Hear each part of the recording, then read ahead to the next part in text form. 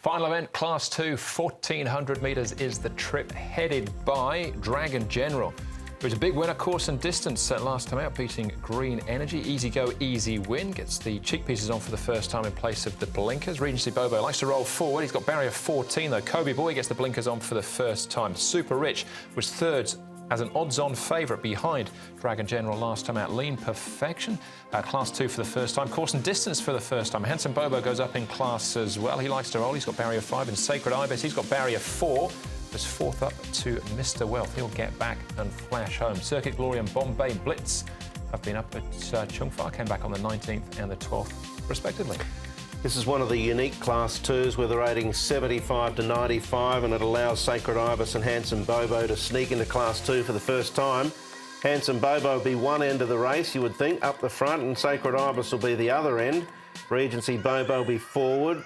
Easy go, easy wins, drawn 11. Cheek pieces and a tongue tie go on first time. Here he is in those cheek pieces right on cue. Look at that for timing. How good's that? Easy go, easy win. As you mentioned, the blinkers will come off him. He's got those cheek pieces on. He goes nicely down the back straight. Only a one-time winner so far from his limited starts. Super Rich now, very unlucky last time, wasn't he? Flashed home, and he's got his chance to atone here. Super Rich, keep out of traffic. He's got that wide draw, so...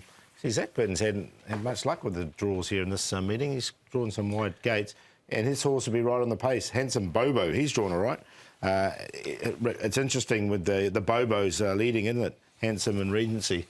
They'll be the two leaders. Yeah, good They're both at big prices as well. Interesting. Bobo means Cortex baby. And thank you, Paul. First four merge jackpot here. 800,000 going into the pool as well for race number 10. Let's start off with Super Rich. Unlucky last time out. Zach Burton will be in the saddle. Super Rich, Zach, what do you say about last time?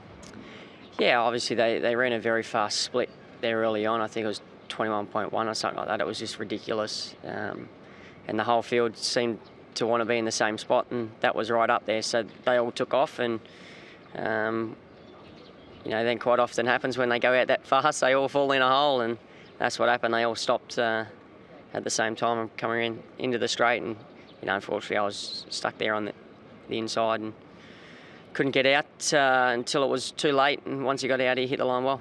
You would have been happy with that last 200? Yeah, I was. You know, the horse has done nothing wrong in the whole time he's been here in Hong Kong.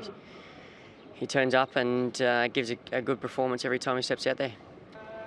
Super Rich, as far as he's concerned, though, do you still get the feel that he's a pretty promising type of horse heading towards bigger races, potentially like the 4-year-old series? Yeah, I do. I don't think he lost any admirers in his performance last time. Obviously, he's drawn a very awkward gate this time.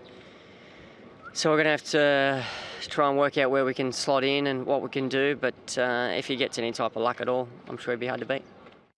Sort of thing that might work out to be an advantage. Draw wide, stays out of trouble. Exactly. 3 deep with cover is better than 4 back the fence like he was last start. It was just a situation that unfolded, as Zach mentioned in the interview, but I'm with you. At least if he's 3 deep cover, he just peels out, clear run, probably goes whoosh. Yeah, I agree. I think he's going to be really, really tough to beat in this one. All right, Super Rich. He's our favourite.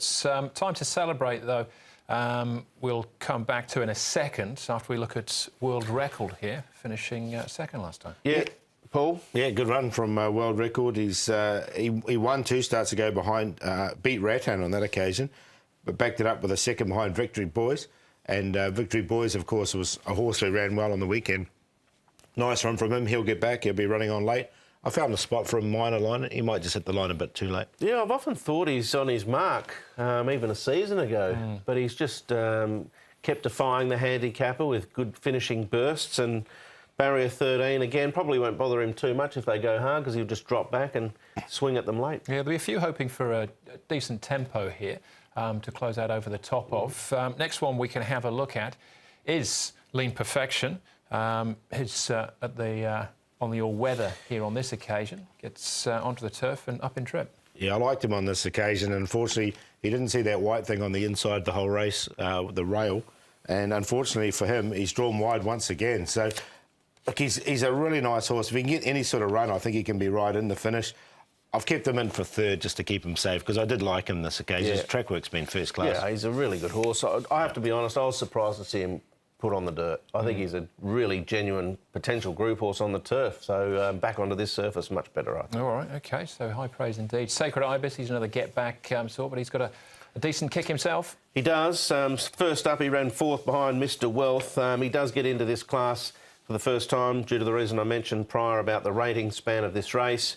But he can get himself a long way out of his ground, and at this level you can't afford to be giving away too big a start. Yeah, I've got him in the numbers again because he did hit the line well, and he'll strip fitter for this run. I thought it was a strong run from him, and he does come in with a lightweight. Yeah. All right, yeah, he goes in for me as well, Sacred Ibis. Our favourite here, though, Paul, is Super Rich, for good reason? Yeah, I think so. I think it'd be a lot of people's bankers and 6-ups and whatnot. Super Rich, I think he'd be tough to beat. So he's on top to beat Sacred Ibis. Lean Perfection will give him another chance. He's drawn wide, but he'll need to slot in somewhere. And World Record, another one running on late. 9, 14, 11 and 5. I think it's going to be set up with the 2 Bobos, Regency Bobo, Handsome Bobo. That'll give the closers a chance. Yep.